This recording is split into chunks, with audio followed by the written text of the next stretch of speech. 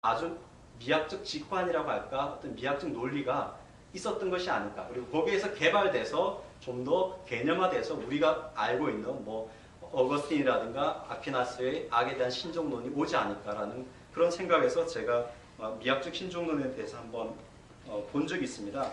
보면서 상당히 많은 종류의 미학적 신종론이 있더라고요. 뭐 플로티누스 같은 신플라톤주의자에서 온 미학적 신종론을 어거스틴이라든가 토마스 아퀴나스는 그대로 사용합니다. 혹은 지금 과정철학이나 과정신학에서 하는 것처럼 화이트헤드는 또 다른 종류의, 전혀 다른 종류의 미학적 신종론을 제공합니다. 제가 여기서 그걸 반복하고 싶지는 않고요. 한 예로서 하나님이 악을 세상에 허락하는 그런 것에 대한 신학적 대답의 한 예로서 어거스틴의 미학적 신종론을 한번 소개해드리고자 합니다. 이 사람은 수사학자였죠. 수사학자였기 때문에 예술이라든가 거기에 대한 상당한 민감한 감성이 있습니다. 그리고 이 사람이 기본적으로 플로티누스에서 그 미학적 신종론을 받아들여서 주장하는 것이 봐라, 그림이라는 것도 하나의 거대한 폭에 하얀색만으로 그림이 그려질 수 없고 거기에 어둠도 있고 검은색도 있어야지 그 그림 전체가 아름다운 것처럼 섭리라는 것도 단지 행복만으로 그려질 수 없고 거기에 악과 고통이라는 군데군데의 어두운 부분이 있어야 그 전체 인간사 삶 전체 혹은 역사 전체가 아름다울 수 있지 않느냐, 이런 식의 논지를 펼칩니다. 그 논지를 그냥 아주 논리적인 뼈다귀로 추려서 해보면 두 가지 원리가, 미학적 원리가 나옵니다. 대조의 원리와 총체성의 원리입니다. 신이 이 세계에 악을 허락하는 이유를 예술적 미학적으로 설명해 본다면 선은 악이랑 대조되었을 때만 보다 두드러나고 효과적으로 보여줄 수 있다는 그 한 가지 이유와 선만 혼자 있는 것보다는 선과 악이 함께 총체적으로 다 있을 때 보다 아름다움을 가져올 수 있다는 총체성의 원리, 이 두 가지의 미학적 원리를 가지고 어거스틴은 미학적 신종론을 제시합니다. 여기에 대해서는 자세히 언급하도록 하지 않겠습니다. 자, 마지막으로 실천신학적 미학의 가능성을 한번 이야기해보고자 합니다. 이거는 이제 실제 문제죠. 실제 문제로 이제 저희가 가장 또 신학자들이 약한 게 사실입니다. 예를 들어서 예배에서 저희는 예술에 둘러싸여서 예배드리죠. 음악, 건축, 미술, 수없이 많은 퍼포먼스, 이렇게 수없이 많은 예술에 둘러싸여서 예배를 드리지만 거기에 대한 직접적인 신학적 성찰이 아주 부족한 것이 사실입니다. 그래서 한 예로 옛날에 틸리가 이런 말을 했어요. 자기는 처음에 성당을 건축한 건축자가 되고 싶었는데 자기가 조직 신학자가 된 이유는 돌과 스테인레스로 성당을 건축하는 것이 아니라 개념으로 성당을 건축하고 싶어서 신학자가 됐다, 이렇게 말을 하거든요. 어쩌면 이제 우리는 이거 바꿔야 될 수도 모릅니다. 그러니까 이제 개념으로 우리가 신학을 해왔다면 보다 이제는 돌과 스테인레스로 정말 신학을 보다 구체화해야 될 시기도 오지 않았을까, 이런 질문을 한번 던져봅니다. 그리고 그러한 이유에 나름대로의 어떤 타당성이 있다라고 몇 가지를 생각해 봤습니다. 10페이지를 보시면 제가 두서 없이 한 3가지 이유를 적어봤습니다. 첫 번째가 장애 후의 문제.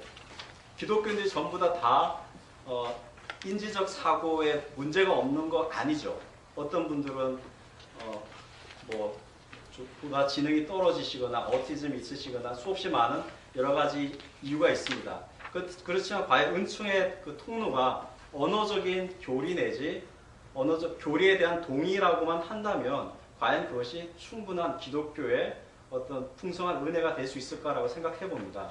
그렇기 때문에 보다 예배에 대한 어떤 미학적 차원, 향기라든가 소리라든가 여기에 대한 고민을 해봐야 되지 않을까 생각합니다. 또한 두 번째로 예배에 대한 토착화의 필요가 있다고 생각합니다. 지금 한국 교회 가면 그것이 한국 교회 예배와 전혀 미국 교회 예배와 전혀 차이 나는 어떤 특징적인 것도 없지요. 국악 찬송가를 부르는 교회가 있는 걸로 제가 다녀봤습니다. 근데 그런 경우는 아주 극소수지요. 그리고 전혀 한국 문화가 스며들어 있지 못한 그런 것이 사실입니다. 세 번째, 지금 영화라든가 문화, 인터넷 같은 여러 가지 매체에서 수없이 많은 종교적인 내용을 제기하고 있는데 거기에 대해서 저희가 너무나 자신감이 없이 우리 자신의 전문적인 어떤 그런 테크놀로지 그러니까 개념적인 어떤 뭐라고 할까요? 그런 아주 세련된 개념으로 그냥 도망가 버린다면 좀 문제가 있지 않을까라고 생각합니다. 그래서 그 뒤에는 이제 제가 거기에 대한 중세에는 충분히 예술 교육론이 가톨릭의 경우에는 충분히 중요성이 인지됐었고 거기에 대한 이유가 세 가지 나옵니다. 이걸 라티오 트리플렉스라는 말을 하는데 간단하게 말씀드리면 이렇습니다. 무지한 사람은 글을 못 읽는다. 그림을 통해서 글을 못 읽는 대신에 그 글의 내용을 알 수 있다는 게 첫 번째 예술 교육론의 이유였고요. 두 번째는 예술은 감정을 보양시킨다. 감정을 움직인다. 그렇기 때문에 예술이 필요하다. 교회 안에서. 세 번째는 우리는 기억의 순간성 때문에 자주 잊어버리는데 이런 이미지는 잊지 않게 해준다. 이런 여러 가지 이유에서 일종의 예술 신학적 교육론이라고 해야 될까요? 그것을 서포트한 적이 있습니다. 그래서 충분히 이런 실전 신학적 차원에서 우리가 예술이라든가 미학적 가치에 대한 관심을 가져야 되지 않을까 이런 생각을 해봅니다. 그런 실전 신학적 예로 제가 한번 가본 적이 있는데 성공의 강화읍 성당을 한번 가봤어요. 어떻게 보면 가장 한국적으로 건축된 교회 건물이라고 생각합니다. 근데 제가 거기에 가서 관리하시는 분의 설명을 듣기로는 나무도 저 백두산에서 배워와가지고 아주 어렵게 가져왔고 지은 사람도 경복궁 지었던 그 목수가 지었다고 합니다. 그래서 그 당시 선교사들의 우리 문화에 대한 배려가 아주 상당히 드러나 있다는 생각이 듭니다.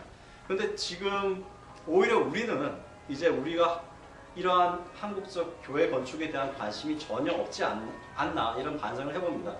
전부 다 교회라고 하면 정체불명의 일종의 유사고딕적인 그런 건물로서 전부 다 짓고 있는데 여기에 대해서 우리 신학도들이 보다 관심을 가지고 여기에 대한 어떤 신학적 반향을 일으키면 좋지 않을까 이런 생각을 해봅니다. 결론을 내리겠습니다. 미개척 분야예요. 그러니까 신학적 미학이나 예술신학이라는 말이 쓰여진 거는 물론 어느 정도 오래되지만 여기에 대해 신학이 충분히 관심 가지지 않았고 요 한 10년 사이에 폰 발타자의 신학적 미학의 작품에 대한 어떤 관심 때문에 서서히 알려지기 시작했습니다. 하지만 아직 미개척 분야입니다. 그리고 수없이 많은 이야기거리와 우리들이 고민할 거리가 있다고 생각합니다. 그래서 한번 관심을 가져보시고 여러분이 하시는 작업에 비슷한 어떤 교차점이 있다면 한번 고민을 해보셨으면 좋겠다는 생각이 듭니다. 결론은 제가 제 선생님이 아주 헤겔리안이었습니다. 그래서 그 사람이 헤겔을 많이 읽게 해줬는데 물론 노년의 헤겔이 아니라 아주 젊었을 때 헤겔의 말 중에 하나지만 이 사람은 진리와 선함이라는 것은 오직 아름다움 안에서 서로 자매가 될 수 있다는 말을 합니다.